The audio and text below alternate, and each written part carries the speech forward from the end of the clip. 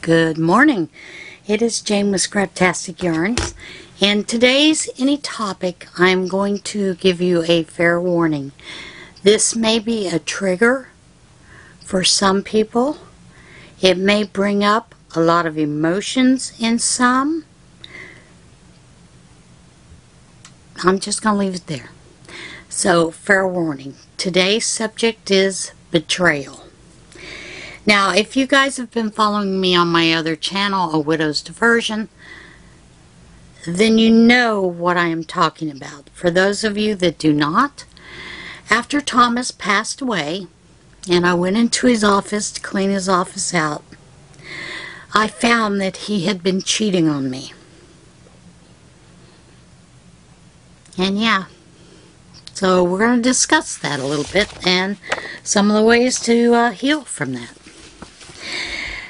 Alright, let's get into it. Betrayal trauma is caused by abuse. Many betrayal victims spend a significant amount of time wondering if they are crazy, controlling, or even abusive before they learn the truth.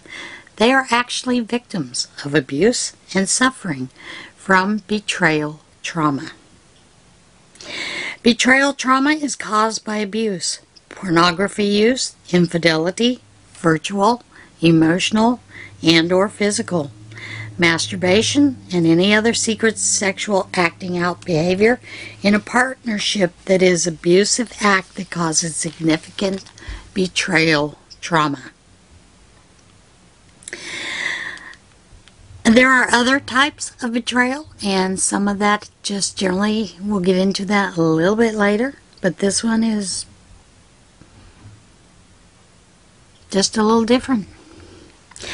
Other forms of relational abuse can also cause betrayal trauma. Anytime an abusive man treats his partner in a way that significantly betrays her trust, he is causing devastating trauma to her brain and body. Now, the way that it manifests in the victim's body and brains, and this is talking about mostly women, since the majority of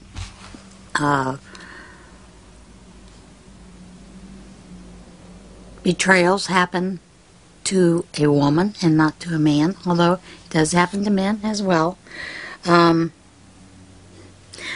There is a study that shows that 85% to 95% of women discover after their husband or significant other has passed away that they were cheated on. Those are hard numbers and facts. Alright. Women take the brunt of their partner's abusiveness, both in their bodies and brains. Physical, mental, and emotional symptoms can range from mild to severe.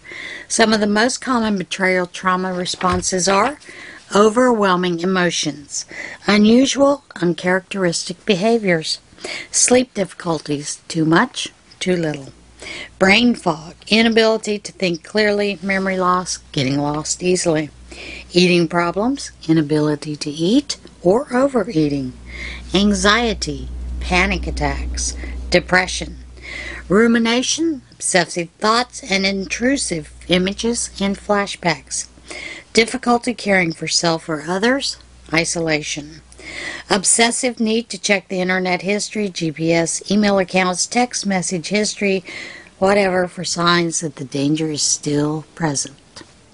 I don't have that anymore because Thomas passed away. But then therein lies part of the problem, because I couldn't even confront him and discuss it with him.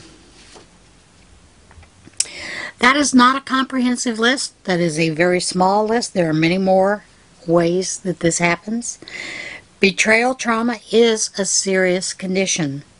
Often victims of emotional abuse and betrayal trauma are sidelined as their symptoms are minimized by professionals, clergy, misguided family, and friends. Research is now catching up with the truth. Betrayal trauma is real and it is serious, and it can be debilitating.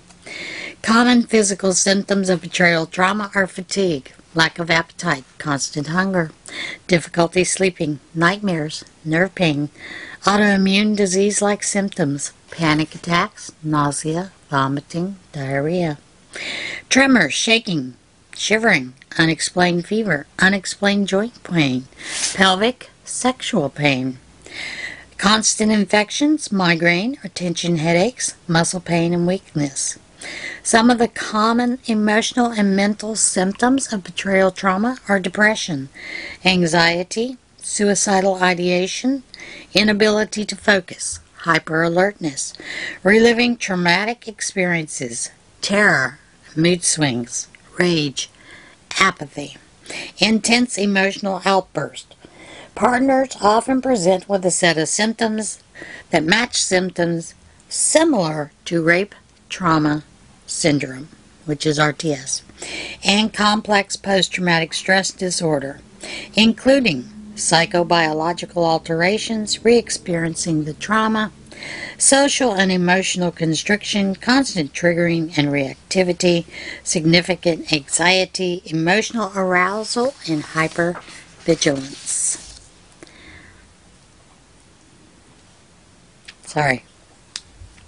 Sex addiction-induced trauma is a highly specific type of trauma that involves nuanced symptoms that can include fear, panic of potential disease and contamination, fear of child safety, potential of child molestation, social isolation, embarrassment, shame, and intense rational rupture, and attachment injuries. Now, there is an organization that deals with a lot of these, and it is called Betrayal Trauma Recovery. And the website for that is btr.org.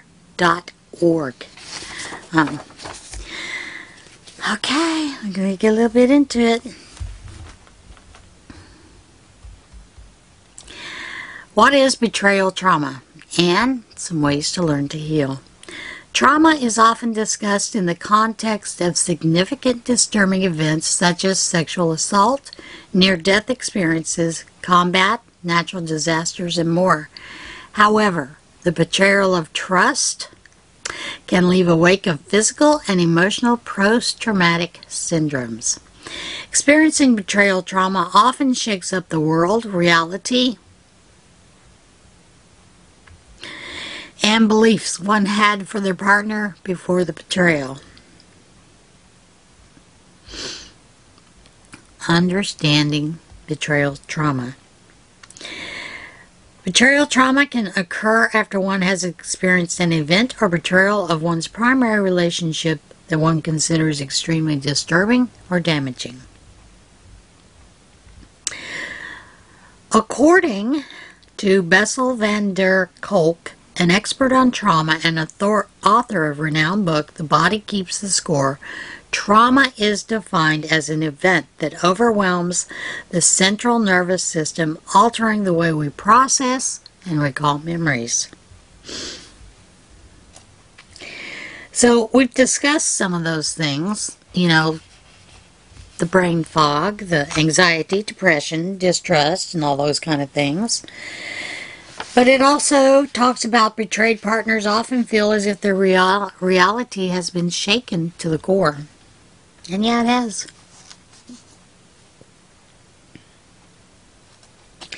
The forms of betrayal in relationships they have discovered. God, this is hard.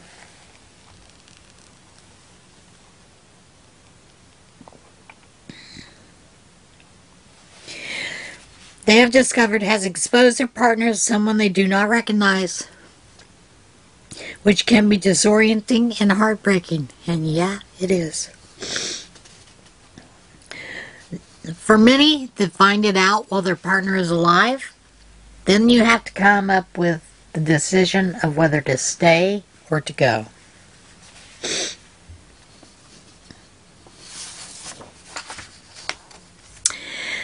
One of the things that you can find is that your partner is a sex addict or demonstrates sexually addictive behaviors.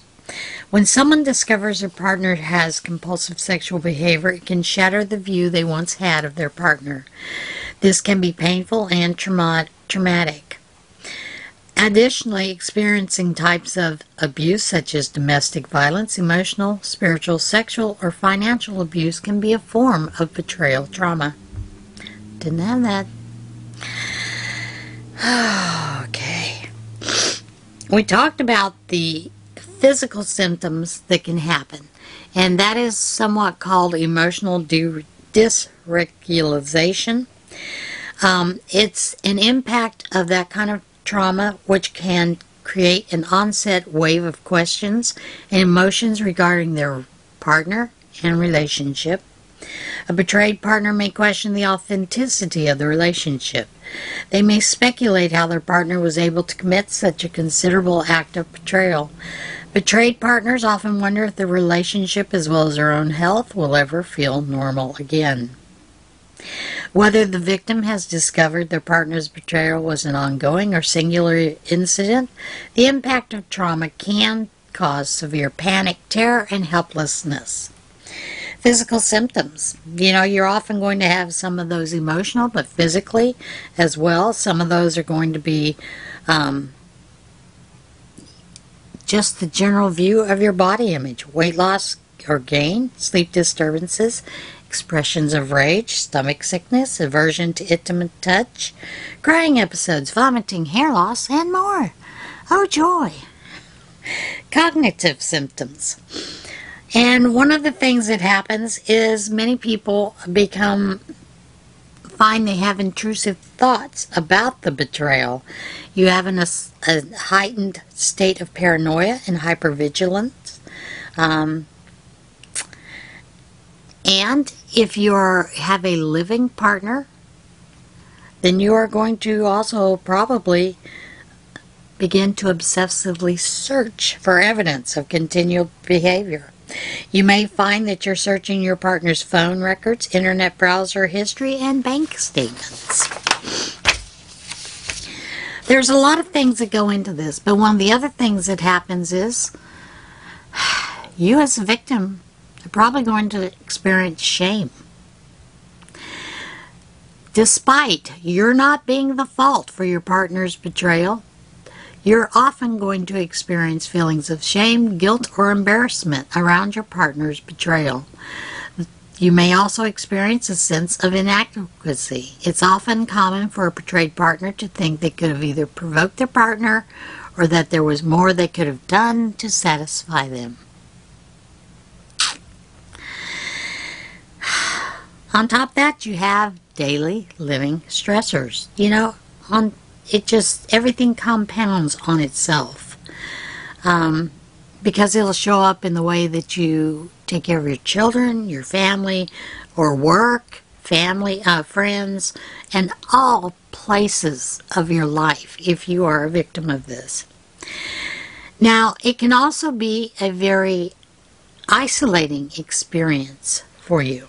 Due to the stress, shame, and embarrassment, you may feel conflicted about reaching out for support. You may not want your family and friends to know what you're going through for several reasons. You may feel that this betrayal reflects on you in some way, or even feel a desire to protect the reputation of your partner.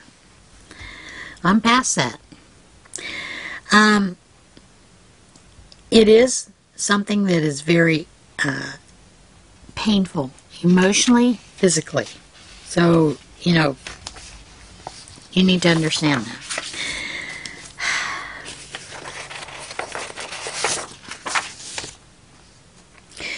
There are some things that most likely you may have experienced in that trauma that you suffer from, and that's going to be shame, guilt, and self-blame, depression, low self-esteem or self-worth, negative beliefs about self and others, such as I'm unworthy, everyone is dishonest, no one can be trusted.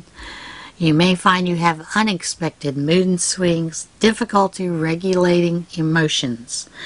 You might also feel distrustful, and you may find you have an inability to trust, difficulty maintaining relationships or allowing others to become close to you. You may find that you have difficulties with intimacy. There is this notion that sex is intimacy. It is not. There is sexual intimacy, and then there is also an intimacy that you have with your partner. And that intimacy is more about being yourself totally, completely with your partner and being honest with your partner. And I will tell you, I have been completely honest with Thomas about our relationship, but he was not with me. You may also find that as you start to develop strategies to cope with that betrayal, that you may see that some of those are disassociation during times when you feel especially triggered or unsafe, a sense of disconnection from emotions, which may cause some people to shut down during a flashback, memory issues, distorted memories, false memories, and you may have negative coping strategies. Recovering from betrayal trauma. Yes, you can recover. You can, if you are in a current situation with that, you can recover and gain trust, but it's going to be a long haul in creating that trust with your partner.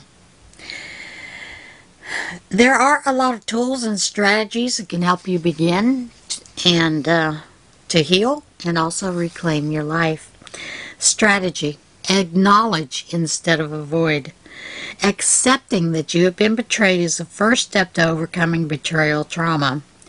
People who experience betrayal blindness tend not to see their own trauma because it can be too overwhelming and painful to acknowledge what has happened. So best thing is to accept it, acknowledge that it happened, and know that you can heal from it. Acknowledging betrayal trauma empowers you to be proactive in your recovery process.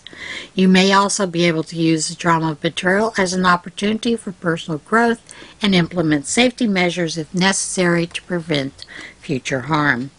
Once you can acknowledge what has happened, you can work on finding healthy coping strategies to support yourself while working through the process of healing. Strategy 2. Understand betrayal trauma triggers. There are going to be triggers. And for many of you that are in a relationship, those will be ongoing. Triggers are sounds, sights, smells, sensations that remind you of the traumatic event. Mine is going into his office, and I still have to clean that office out.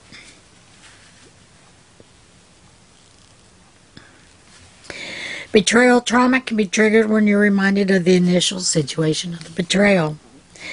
What was said and done, how you felt, and so on. Some common reminders of the trauma might include the people involved, certain places, times of the year, or seeing someone who reminds you of the perpetrator. People often react to reminders of betrayal somewhat unconsciously and without awareness. You may suddenly feel angry, defensive, or anxious without fully knowing why. Whatever the case, knowing what betrayal trauma triggers are likely to affect you can help you manage your emotions more effectively. Strategy: practice accepting and naming your emotions. When you hear the word betrayal, it'll bring up a lot of negative emotions. When people experience intense feelings from traumatic events, they typically try to make them go away in any way possible. Accepting unpleasant feelings is an important part of dealing with betrayal trauma. Try to face your feelings head-on and acknowledge them as they arise. This means naming how you feel without judgment or blame. Although it's painful at first, learning how to accept difficult emotions, such as those related to the betrayal, will allow you to move through them and regain control of your life.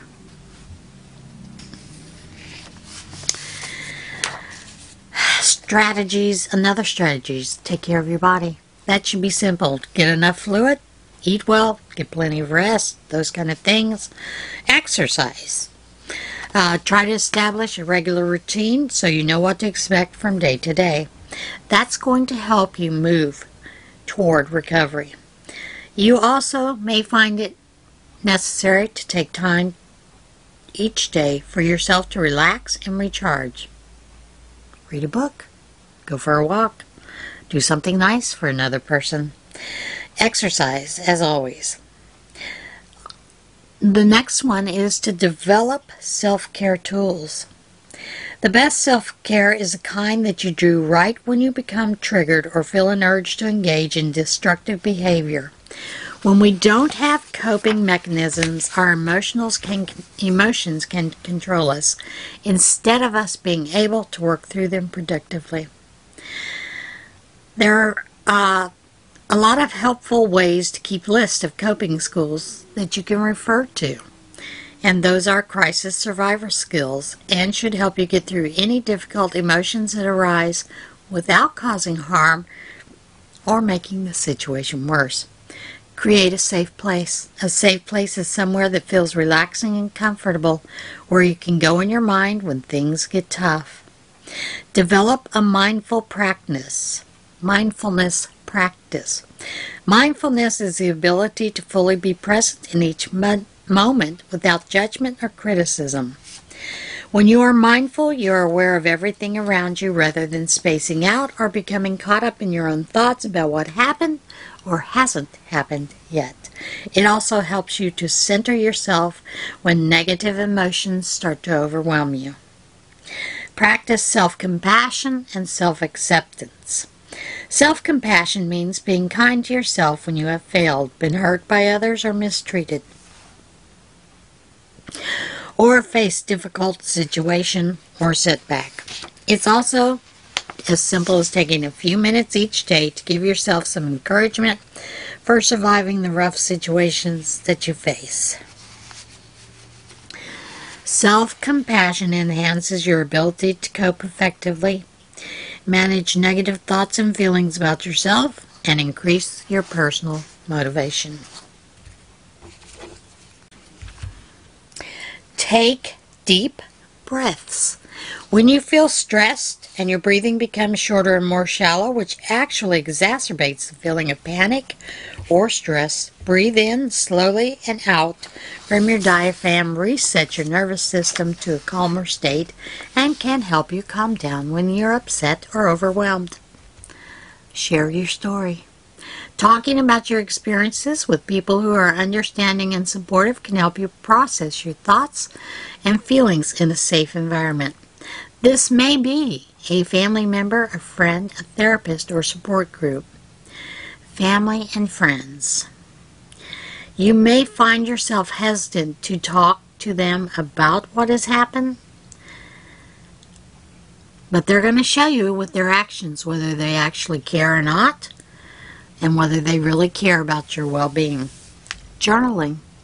Sometimes it's easier to find the words when you tell your story in writing instead of speaking. Journaling what you are experiencing can be a helpful first step and a continued act of self-care in making sense of your thoughts and feelings. You can also journal about coping strategies. Now, as well as that, therapy.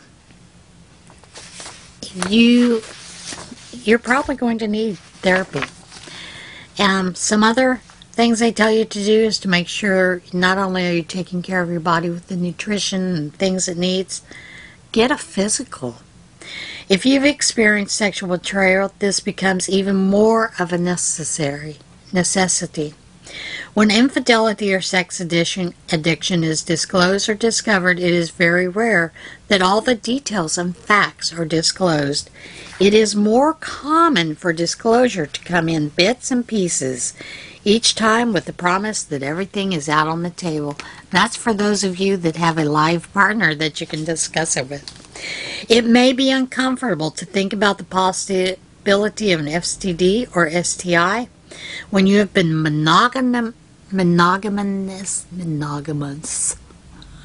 That's a hard word. With your partner.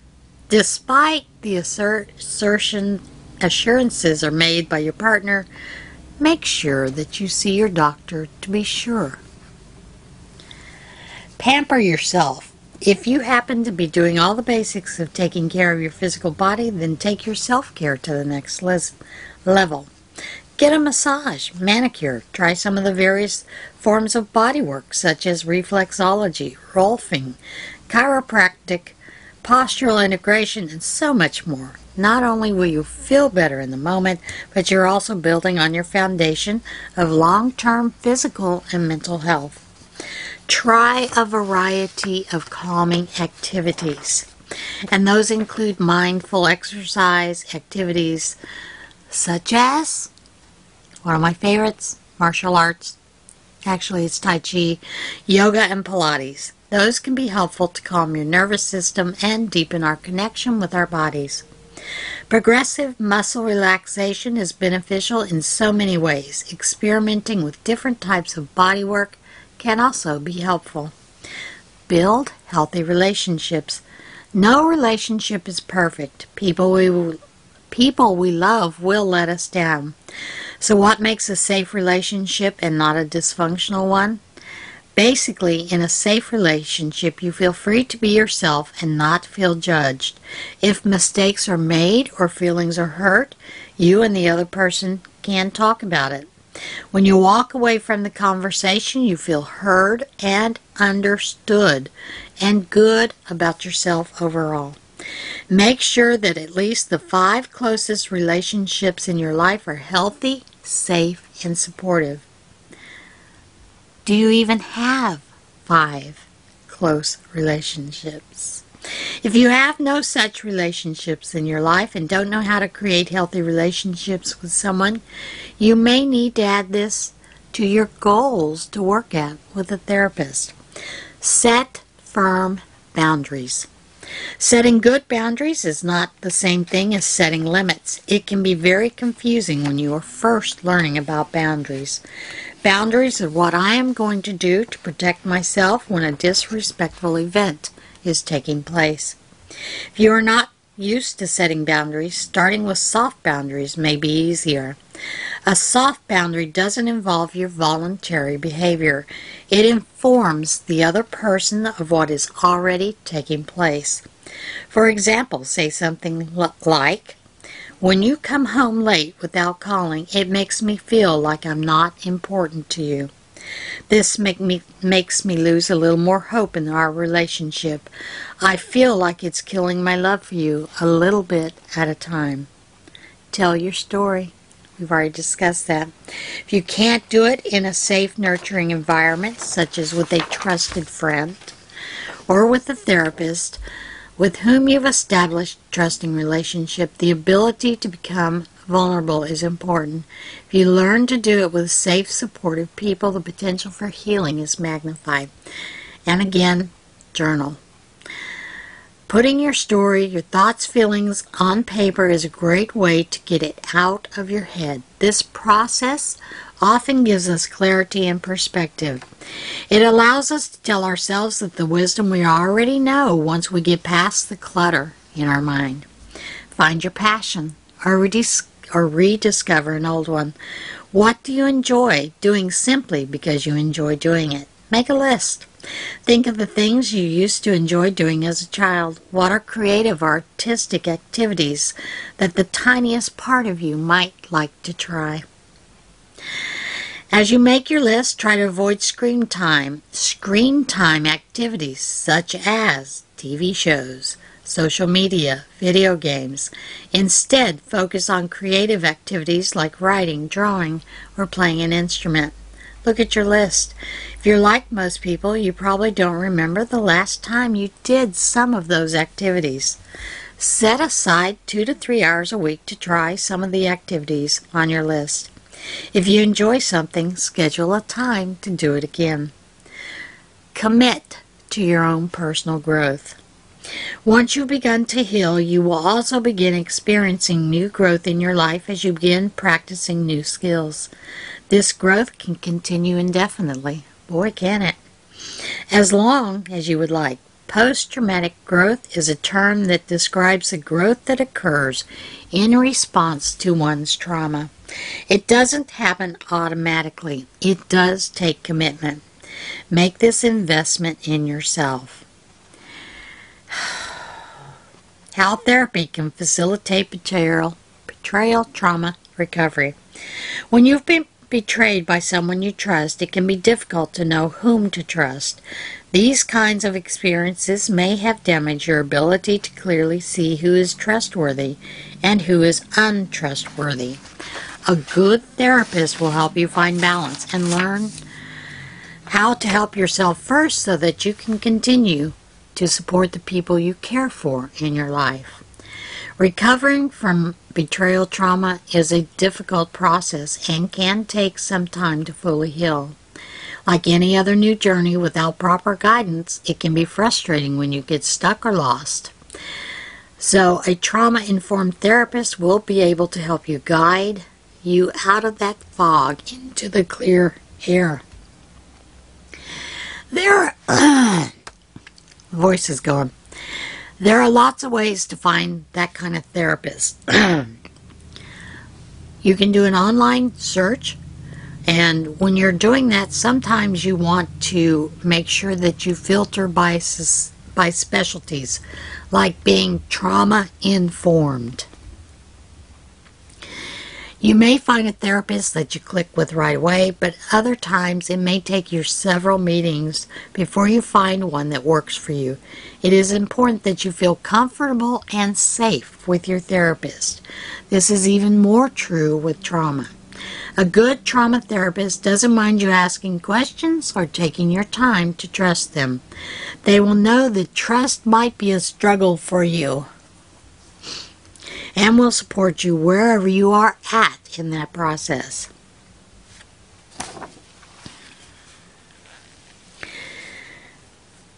It is easy to discount the need to invest in your own healing. If you have experienced significant betrayals, such as an abuse by a trusted caregiver or intimate partner betrayal, you will need the help of a professional to walk with you through your healing journey. Remember that you are gaining guidance and support in your healing process. You don't need to be fixed, only to heal. It's worth the investment in your healing, not just for yourself, but for the people in your life that you impact. And there's one big thing you need to remember. Betrayal happened to you, not because of you. Let me say that again. Betrayal happened to you, not because of you. So that's a difficult subject. And one of the betrayal traumas is also childhood abuse. That is one of the more common ones that people find as they get older. So you will, like I said, need some therapy to go through that. Thank you for joining me. I know it was a difficult subject, but it's one that we probably need to talk about because nowadays it's so easy for people to connect with social media and to carry on an emotional or spiritual connection with people that they don't share with their partner. All right, folks, that's it for today. Be kind to yourself, be kind to others, and as always, love yourself, love one another. Get out there and see this big, beautiful world, and I'll see you again next time. Bye.